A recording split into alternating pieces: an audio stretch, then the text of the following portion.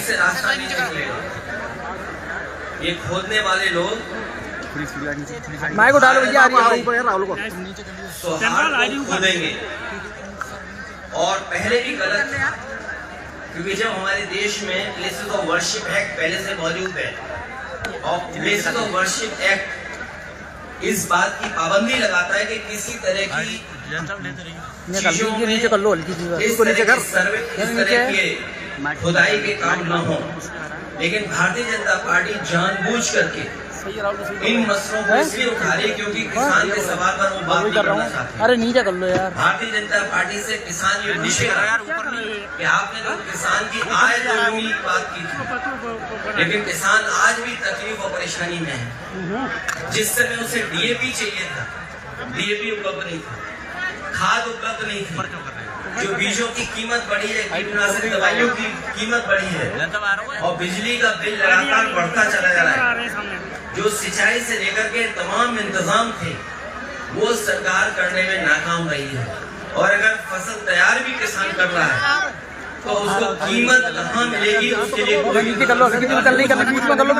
जितने बड़े पैमाने पे बेरोजगारी बढ़ती चली जा रही है।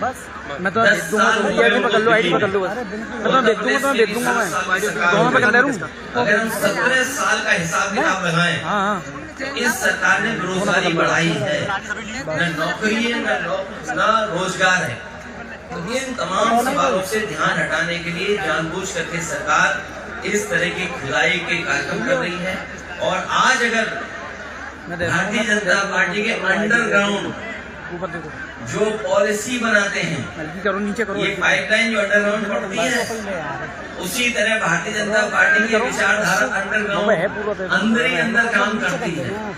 ये बात पहले भी कहनी चाहिए थी। लोगों की जान चली गई, लोगों के घरों में छापे पड़ रहे हैं, बिजली के नाम पर 2-2, 3-3 हजार लोगों के यहाँ FIR दर्ज हो गई। अगर ये बात गलत थी भारतीय जनता पार्टी की तो जान तो वापस नहीं ला सकते, उन्हें मुआवजा देना चाहिए उन गरीब परिवारों को। और जितने भी झूठे मुकदमे लगे हैं, चाहे वो संसद पे हो चाहे किसी को, सब वापस देने चाहिए।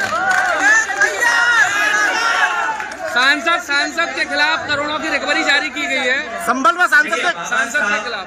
बाबा साहब भीमराव अम्बेडकर जी ने हमें संविधान दिया है और लोकतंत्र में ये हमारे लिए रक्षा कवच का काम करता है। संविधान हमारे लिए, आपके लिए संविधान रक्षा करता है, हमें आपको सम्मान और जानबूझ करके भारतीय जनता पार्टी अपमानित करना चाहती है। ये तमाम वो लोग हैं जिन्होंने कभी सम्मान नहीं किया संविधान का, लोकतंत्र का और बाबा साहब भीमराव अम्बेडकर का। जो बीजेपी के लोग, केवल एक नहीं, बीजेपी के सभी लोगों को माफी मांगनी चाहिए। समाजवादी पार्टी आगे कहां तक जाएगी? समाजवादी पार्टी जनता के बीच जाएगी। इन किसान भाइयों से, नौजवानों से अपील करेगी, माता बहनों से कि भारतीय जनता पार्टी लोगों को हराओ। संबल सांसद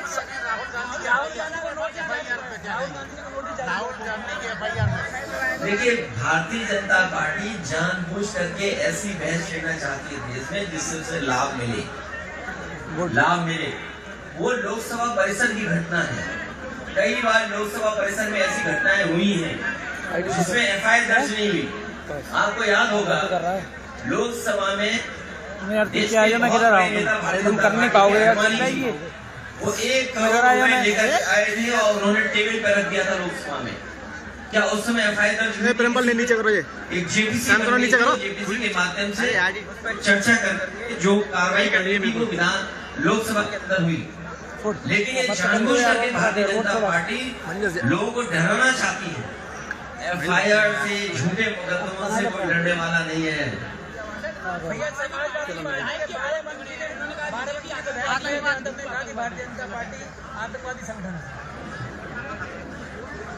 हो सकता है उन्होंने ज्यादा कह दिया हो, उन्हें ये लगा हो जो नफरत फैलाने वाला दल है। आप नफरत फैलाने वाले दल को क्या कहेंगे?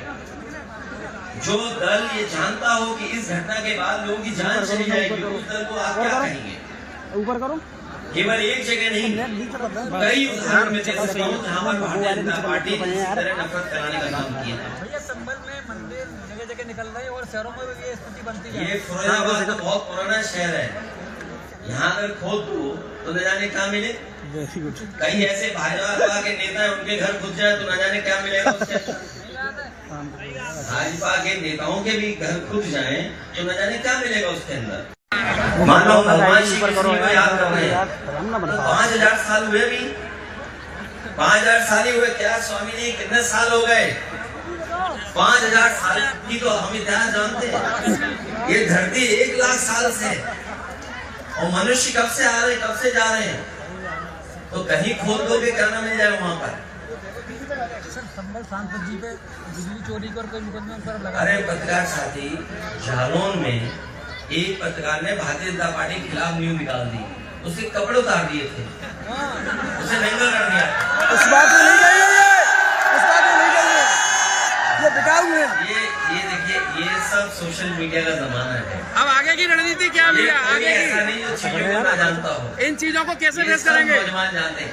इसलिए हम समाजवादियों की या जो भी सरकार में है उसके सामने चुनौतियां बनी है कि इन नौजवानों का भाग्य कैसे बेहतर हो। गुजरात में फरार आगे थे, ऊपर करो यार, आईटी न कर पा रहे तुम ऊपर। आपका इशारा मोदी जी की तरफ है, योगी मोदी जो इतिहास है, जो सच्चाई उसको हम और आप टाल बनाया तो अब तो सही तो बनना। भगवान श्री कृष्ण का ये कार्यक्रम है और मैं चाहता हूँ कि आप लोग भी इसमें रिसर्च करो, जानकारी दो, हासिल करो कि क्या सच्चाई है उसमें। क्योंकि जब भगवान श्री कृष्ण ने जिस समय प्राण छोड़े उसी समय से मान्यता है कि कलयुग शुरू हो गया। और वो स्थान जहाँ पे भगवान श्री कृष्ण ने प्राण छोड़े वो गुजरात में है, सोमनाथ के बगल में है। और जिस पेड़ पर भगवान श्री कृष्ण बैठे थे, अगर मैं आपसे पूछूं कौन सा पेड़ था तो बता सकते हो क्या?